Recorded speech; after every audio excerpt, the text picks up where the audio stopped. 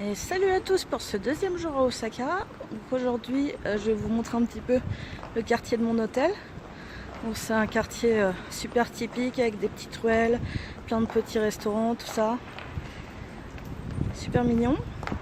Et puis après, on va aller se promener à Dotonbori. Et puis après, je pense qu'il faudra rentrer parce qu'ils annoncent un typhon en fin de journée et pour demain.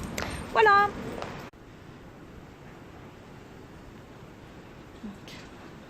Sympa, il y a plein de petits izakaya partout. On peut sortir pour manger le soir et tout. Super mignon.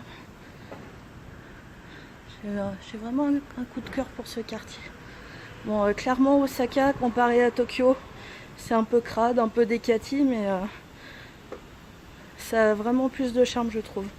Puis les gens du Kansai sont plus chaleureux, plus accueillants. Ça change vraiment. Il y a vraiment une grosse différence entre la capitale et l'ouest du Japon. Et donc au bout de ma rue, il y a un grand Shotengai. En fait, un Shotengai, c'est une galerie marchande couverte. Donc il y en a beaucoup à Osaka. Je crois que c'est la ville du Japon où il y en a le plus et où il y a la plus grande aussi de tout le Japon. Je crois que la plus grande, c'est celle de Dotonbori. C'est pareil, il y a plein de petits restos et tout. Hier soir, je suis rentrée tard, c'était super animé.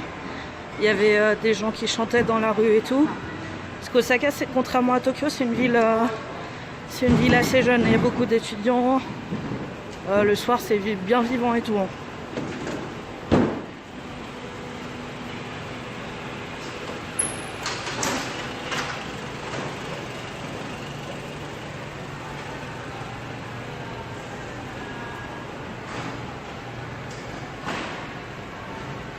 Ça y est, je suis arrivée à Dotonbori.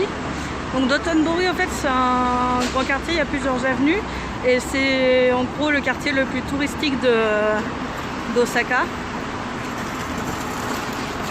Il y a plein de boutiques, de souvenirs, etc. On va aller voir tout ça.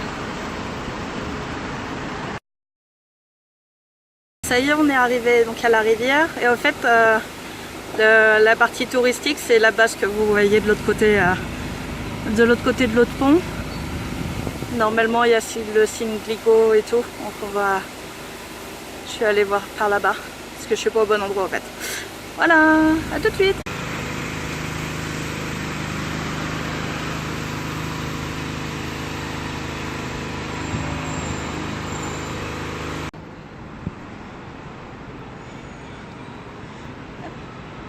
Donc nous on va aller là-bas, le grand magasin jaune là avec la grande roue au-dessus. Donc c'est le Don Quirote. Et donc Don Quirote au fait c'est une chaîne de magasins au Japon. Si tu veux ça équivaut à peu près à la foire fouille quoi, une espèce de farfouille géante. Où ouais, tu trouves un peu de tout et n'importe quoi. Donc on va aller voir. Il a l'air immense en plus. Et je vous présente donc le Glicoman. Donc c'est l'emblème, c'est le symbole d'Osaka en fait. Et c'est un vestige des Jeux Olympiques qui s'étaient déroulés à Osaka. Bon, par contre, je sais plus trop l'année. Et donc, voilà, donc c'était pour symboliser les Jeux Olympiques. Et donc, c'est resté comme un symbole. Et du coup, c'est devenu l'emblème d'Osaka. Voilà. Donc là, j'ai bien fait de venir tôt ce matin. Parce que là, normalement, le pont, il est totalement blindé. Donc, on peut profiter un petit peu. Sur la rivière et tout.